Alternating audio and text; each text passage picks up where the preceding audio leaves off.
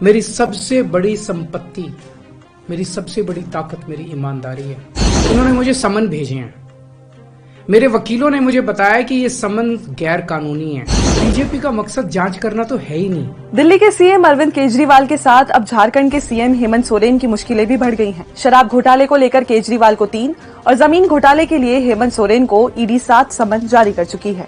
अभी कयास लगाए जा रहे हैं कि अगर दोनों नेता ईडी के सामने पेश नहीं हुए तो उन्हें गिरफ्तार किया जा सकता है। अगर कोई ईडी के समन ठुकरा देता है तो prevention of money laundering act के तहत क्या प्रावधान है और ईडी को क्या करना चाहिए। Prevention of money laundering act PMLA के तहत ईडी यानी प्रवर्तन निदेशालय जब किसी के खिलाफ समन जारी करती है तो बताती नहीं है कि किस आरोप या रूप में पूछताछ करना चाहती है, जबकि कानून के मुताबिक ईडी को बताना चाहिए कि वो जिसे समन जारी करके बुला रही है वो आरोपी है या गवाह। पूछताछ के लिए ईडी PMLA की धारा 50 के तहत समन जारी करती है। इसके अनुसार ईडी के डायरेक्टर को सिविल कोर्ट के अधिकारों की तरह किसी मामले में जांच के लिए पूछताछ, किसी व्यक्ति का कोई दस्तावेज देखने या उसे पेश करने, हलफनामे पर सबूत लेने का अधिकार है। जिसके खिलाफ समन जारी किया गया है उसे ईडी के अनुसार पर्सनली या अपने एजेंट के माध्यम से पेश होना होगा। लेकिन अगर कोई समन पर हाजिर होने से मना कर दे तो ऐसे में 10,000 रूपए तक का जुर्माना या IPC की धारा 174 के तहत 1 महीने की जेल भी हो सकती है।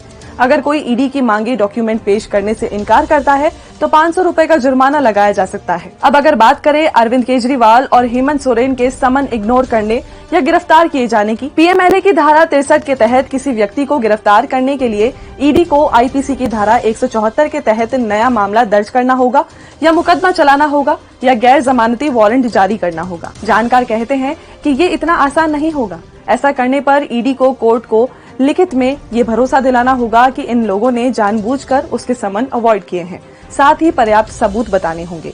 पिछले साल 19 अक्टूबर को एक मामले की सुनवाई के दौरान दिल्ली हाईकोर्ट के जस्टिस अनूप जयराम भंबानी ने कहा था कि PMLA की धारा 50 के तहत ईडी को किसी व्यक्ति को समन जारी करने का अधिकार है, लेकिन गिरफ्तारी का नहीं। कानून साफ है कि गिरफ्तारी तभी की जा सकती है जब अधिकारी कंफर्म हो कि वो व्यक्ति मनी लॉन्ड्रिंग के अपराध का दोषी है। वहीं अरविंद केजरीवाल ईडी को 2 बार 2 नवंबर 2023 और 3 जनवरी 2024 को चिट्ठी लिखकर जवाब दे चुके हैं। उन्होंने लिखा, दिल्ली के मुख्यमंत्री के तौर पर मेरे पास शासन और आधिकारिक प्रतिबद्धताएं हैं जिनके लिए मेरी उपस्थिति जरूरी है। समन में ये साफ नहीं है कि मुझे क्यों बुलाया जा रहा है। मुझे कारण बताए बिना फिर से समन भेजा गया है। मुझे लगता है कि आपके पास समन जारी करने की वाजिब वजह नहीं है। अगर आप कोई जानकारी या कोई कागजात या दस्तावेज चाहते हैं तो मुझे जवाब देने में खुशी होगी। सुप्रीम कोर्ट ने 4 अक्टूबर 2023 को एक मामले की सुनवाई में कहा था कि ईडी बदले की भावना से काम ना करे। ईडी ने जो सवाल पूछे अगर कोई उनका जवाब नहीं दे पाता तो ये गिरफ्तारी के लिए काफी नहीं है। ऐसे ही और भी वीडियोस के लिए बने रहिए।